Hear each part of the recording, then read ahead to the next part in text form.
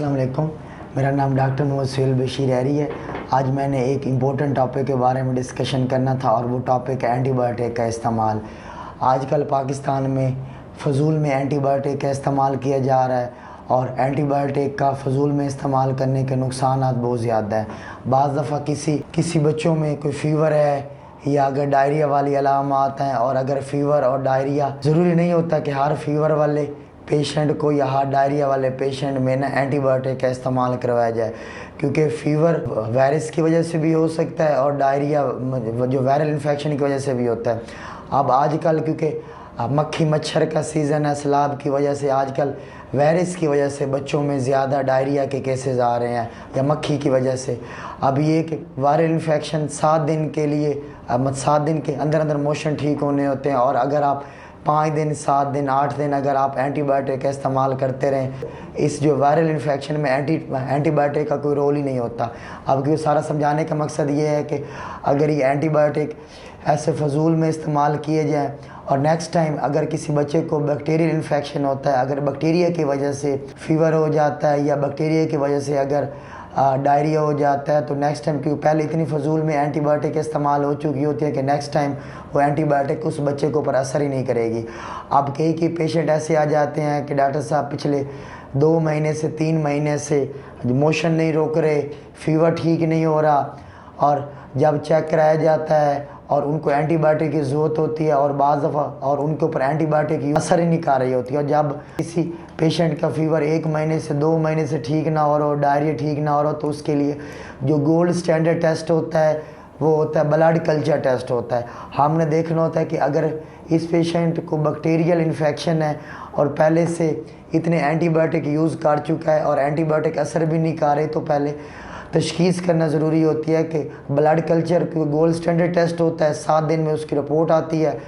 और उस टेस्ट कराने का मकसद ये होता है कि हमने देखना होता है कि इस पेशेंट के ऊपर कौन सी एंटीबायोटिक सेंसिटिव है और कौन सी एंटीबायोटिक रेजिस्टेंस है। और अगर कोई एंटीबायोटिक पहले 2 एंटीबायोटिक यूज़ कर चुका है, 4 या 6, और वो उसके ऊपर असर नहीं कर रही, तो उसके बैक्टीरियल इन्फेक्शन है कोई अगर बैक्टीरिया की वजह से और वहाँ पर कोई जो सुपरफिशियल इन्फेक्शन बन गया है या कोई ऑपरेट हुआ है, उसको इतने एंटीबायोटिक यूज़ हो चुके हैं और वो जो ज़ख़म बढ़ता ही बढ़ता जा रहा है और ज़ख़म काम नहीं हो रहा, तो वो एंटीबायोटिक फिर उसे हमने ब्लड कल्चर टेस्ट कराना होता है कि हम ये देखते हैं कि इस पेशेंट की कोई इम्यून सिस्टम काम में है या कि जो एंटीबायोटिक इतने यूज़ हो चुके हैं कि हमने ये देखना होता है कि ब्लड कल्चर पर कौन सी एंटीबायोटिक सेंसिटिव है और कौन सी एंटीबायोटिक रेजिस्टेंस है। अगर ब्लड कल्चर की रिपोर्ट कराई जाती है और ब्लड कल्चर के ऊपर सपोज़ अगर 50 एंटीबायोटिक का उसके ऊपर एक्सपेरिमेंट किया जाता है, तो उस जो ब्लड कल्चर की रिपोर्ट के ऊपर बाज़ के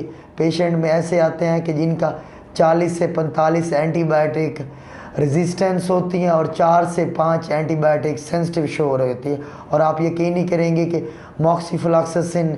जो मोफिस्ट के फार्मूले में आती है वो ब्रॉड स्पेक्ट्रम एंटीबायोटिक है। अब जो है सेफेक्सेम है, जो कैरिसेफ जो है ब्रांड है, वो उसके नाम से आती है, वो वाला जो है ना वो ब्रॉड स्पेक्ट्रम है। एक होती है नैरो स्पेक्ट्रम, एक होती है ब्रॉड स्पेक्ट्रम। नैरो स्पेक्ट्रम का मतलब ये होता है कि वो जो अगर कोई गले में इन्फेक्शन है या चेस्ट इन्फेक्शन है तो वो सिर्फ वहीं तक उसका रोल होता है, और ब्रॉड स्पेक्ट्रम का ये होता है सर से लेके पाँव तक अगर जिस्म के किसी हिस्से में अगर कोई मेनिंजाइटिस है या कोई सुपरफिशियल इन्फेक्शन है या सेलुलाइटिस है, तो वो मतलब ब्रॉड स्पेक्ट्रम होती है। और ये मॉक्सीफ्लॉक्सासिन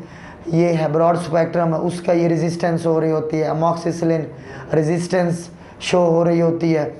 तो बीच में वो है एमीपेनम या मैरीपेनम जो टेंसो के नाम से आता है। पीछे एक ही ऑप्शन है कि जो सेंसिटिव होता है। ये तो एंड पे जो बहुत ही एंड स्टेज बैक्टीरियल इन्फेक्शन हो, कोई जो है बैक्टीरियल मेनिंजाइटिस हो जाए, या अगर कोई सवेयर ग्रेड 3 या ग्रेड 4 का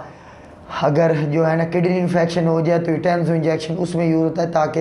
इसके अलावा, क्योंकि इससे अलावा और कोई हाई एंटीबायोटिक होती भी नहीं है। तो ये सारी बात समझाने का मकसद ये होता है कि हमारे दांत में दर्द होता है, वो दांत के दर्द के लिए पहले वो 6 से 7 अमॉक्सिसिलिन है ना कैप्सूल वो इस्तेमाल कर चुका होता है, और जब उसको अमॉक्सिसिलिन की ज़रूरत पड़ेगी तो वो अमॉक्सिसिलिन पहले इतनी रेजिस्टेंस हो चुकी होगी कि वो आगे उसके ऊपर वो कैप्सूल जो है ना उसका फ़ायदा नहीं पहुंचेगा। अब जैसे किसी को H. pylori stool examination positive आ जाता, उसको हमने जो है अमॉक्सिसिलिन वाला फार्मूला देना होता है, या हमने जो है क्लिथ्रोमाइसिन जो क्लैरिसाइड के नाम से आता है वो फार्मूला देना होता है। अब इशू ये होता है कि ये जो है ट्रिपल रिजीम थेरापी, जिसमें मतलब इसोमेप्राजोल या ओमेप्राजोल भी साथ ऐड करना होता है ना, तो बाज़ दफ़ा कि ऐसे पेशेंट आ जाते हैं कि और अमॉक्सिसिलिन भी जो रेजिस्टेंस हो चुकी होती है, और जो क्लैरिसाइड जो है क्लिथ्रोमाइसिन वो भी रेजिस्टेंस हो चुकी है, तो उसके पीछे हमारे पास एच प्लोराई को कम करने के लिए और कोई तीसरा कोई एंटीबायोटिक बनी नहीं है कि जो इसको जो है ना ये जो है ना इसको एच प्लोराई जो इन्फेक्शन है, इतना डेंजरस इन्फेक्शन है कि ये मैदे का अल्सर पैदा कर सकता है, जिगर इसका मैदे का कैंसर पैदा कर सकता है, आंतें फट सकती है, इंटेस्टाइनल ब्लीडिंग स्टार्ट हो सकती है, पेप्टिक अल्सर काज हो सकता है। मतलब ये सारे मतलब ये कि एक एंटीबायोटिक का फजूल में इस्तेमाल करने का ये मेरा वीडियो मतलब बनाने का मकसद ये है। पहले से पाकिस्तान में एंटीबायोटिक इतनी रेजिस्टेंस हो चुकी है, इतनी रेजिस्टेंस हो चुकी है कि एक टाइम ऐसा आ जाएगा कि एंटीबायोटिक आप जो भी यूज़ करेंगे और पेशेंट के ऊपर असर भी नहीं होगा। अब आप अंदाज़ा लगाया कि एक होता है बैक्टीरियल मेनिंजाइटिस होता है, एक होता है वायरल मेनिंजाइटिस होता है। वायरल के लिए तो एसाइक्लोवार या जो भी मेडिसिन होते हैं वो तो असर करेगी। अब क्योंकि एसाइक्लो जो वायरल इन्फेक्शन में क्योंकि एंटीबायोटिक का तो यूज़ ही नहीं करना होता, और वायरल इन्फेक्शन में क्योंकि बहुत ही कम यूज़ की जाती है इतनी आम पब्लिक में, क्योंकि वायरल इन्फेक्शन के लिए पहले इतनी मेडिसिन यूज़ नहीं हो चुकी होती, इसलिए वायरल इन्फेक्शन में तो रेजिस्टेंस है ही नहीं। मेन मसला टॉपिक ये बनाने का मकसद ये था कि जो है ना बैक्टीरियल इन्फेक्शन के लिए अगर ये एंटीबायोटिक ये जो जिस तरह अगर ये एंटीबायोटिक पीछे अगर एक पेशेंट की 50 जो एक्सपेरिमेंट किया जाता है ब्लड कल्चर के ऊपर 7 दिन के अंदर जो रिपोर्ट आती है उसमें अगर उसकी 45 एंटीबायोटिक रेजिस्टेंस आ रही है और 3 से 4 वो भी जो ब्रॉड स्पेक्ट्रम है वो सेंसिटिव हैं, तो फिर अंदाज़ा लगाएं कि ये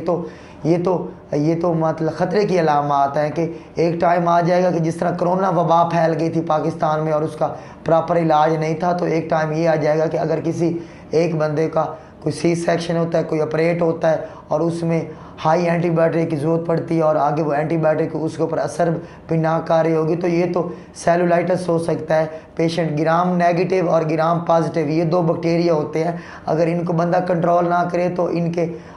कंट्रोल ना होने की वजह से पेशेंट में सेप्टिक शॉक हो सकता है, और सेप्टिक शॉक की वजह से इंसान के जो है ना कार्डियोपल्मोनरी अरेस्ट में जा सकता है, उसकी जान को ख़तरा भी हो सकता है। ये सारी बात समझाने का मकसद ये है कि प्रॉपर डॉक्टर के पास जाएं, और अगर 2 दिन का डायरिया है 3 दिन का डायरिया उसमें फजूल में एंटीबायोटिक का इस्तेमाल नहीं करना होता। अगर आपके दांत में दर्द है आप पहले BDS डॉक्टर के पास जाएं ताकि एंटीबायोटिक का इस्तेमाल ना करें, ताकि प्रॉपर जो भी वो तशखीस करेगा कि आपको कोई नर्व की वजह से दांतों में दर्द आ रहा है। लेकिन अब मेरे पास के ऐसे पेशेंट आ जाते हैं कि वो पहले पिछले 10 साल से अमॉक्सिसिलिन इतने कैप्सूल यूज़ कर चुके होते हैं, और